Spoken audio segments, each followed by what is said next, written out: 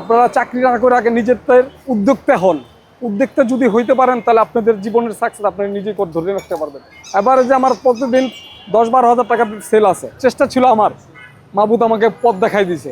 এই পথে আমি একমাত্র আল্লাহর ছিলাই আমি এখানে আসছি। কোয়ালিটি মাল দেওয়ার চেষ্টা করি, মানে কি ভালো জিনিস বিক্রি করলে কাস্টমার এসে আমাকে খুঁজবে। আমার শুরু ছিল রোজার ভিতরে, অনেক কষ্টে একটা দিন ছিল আমার। এক ছোট ভাইয়ের রেফারেন্সে আজকে আমি এখানে এই প্রতিষ্ঠান দিয়ে খুলছি।